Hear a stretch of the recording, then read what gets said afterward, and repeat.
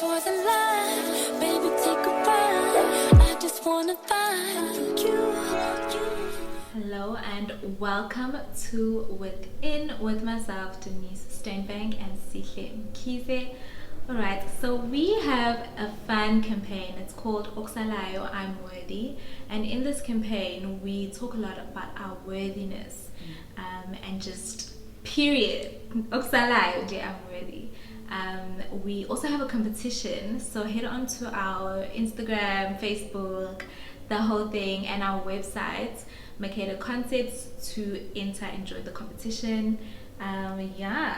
Yep, so the video that we're going to show you now is with Denice. She's speaking about her experiences and her journey to worthiness, growing up in a big family, learning to find her voice, learning that her voice is worthy of space and time in the world, imagination fueled by reading and writing, and some adventures that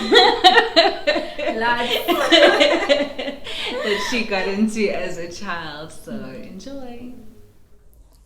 When you grow up in a big family, it's easy to feel as if your voice doesn't matter. You feel as if you shouldn't be heard. And this can triple and go into different kinds of aspects of your life. Even at school, I felt the same. I felt like if my parents didn't have time for 5 of us, let alone my own voice, then the teacher, who had 50 other children, definitely did not have time to listen to me. So then I discovered writing. I started writing using my pen and my paper, and I used my words to express all of the things that I felt. By the time I got a chance to speak to my parents, I would use all kinds of emotive words, kahle kahle ukpap. And this tripled into just being very dramatic. But it all started with writing these thoughts down. I used my pen and my paper to talk about my unworthiness that I felt, to talk about the things that I wished I had someone to share with. Often my older sister had her own things to worry about, and my brother as well. And I found myself being referred to as little Claudia, little Charles. And this sort of felt like I was a part of them and not so much myself. All of these thoughts would go into my diary. I got this diary when I was about 11 years old. It was pink and fluffy, and it had a keypad, which was the most important part. It was mine. No one else could read my thoughts, and I could be as expressive as I wanted to be. My pink, fluffy diary with a key lock. With this diary, I could really express all of the things that I felt, the things that I thought, and most importantly, I could express the things that I dreamed of. And I had big dreams. I recently destroyed this pretty pink diary.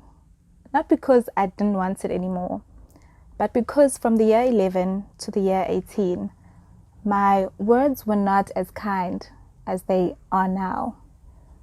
So I had to dramatically burn them in a huge fire. These contained some of the things that were in this diary were actually pretty good. For example, this is where I started my own club. I put together a group of friends from my neighborhood, my home friends, and we were the Latini girls, where we explored and went into adventures. Now, this wild imagination came from the books that I read. Back when I read all of the time, I found this book on adventures, and the girls would go on to these exciting adventures. For us, it was probably as far as a bush in our neighborhood, which wasn't the most exciting. The most exciting thing we actually found was a skull. And it was quite the adventure because that's exactly where it stopped. All of these things went into my diary. And it was quite a good memento to go back into that little girl who could dream up an exciting adventure, which would actually have a really exciting story. Writing stories didn't end there. Because of reading and all of the books that I used to check out, we could check out about 7 books every 2 weeks.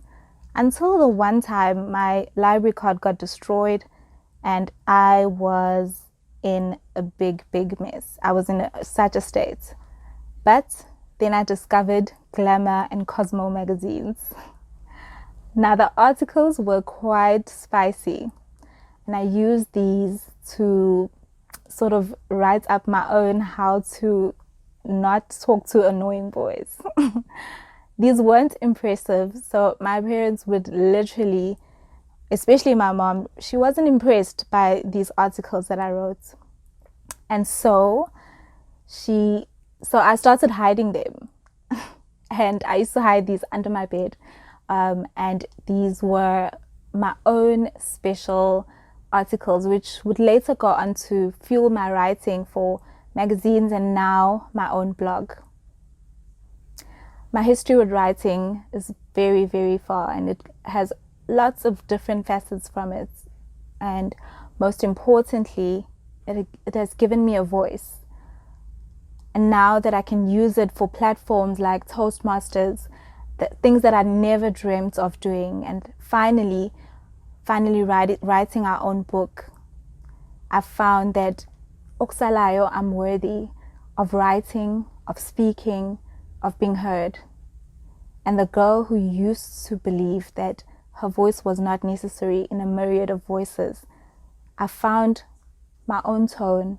I found my own voice that isn't influenced by Glamour or Cosmo, that has more of an influence from the Bible that I read most of the time, and from the influence of writing and finding my voice and reading things that contribute to that.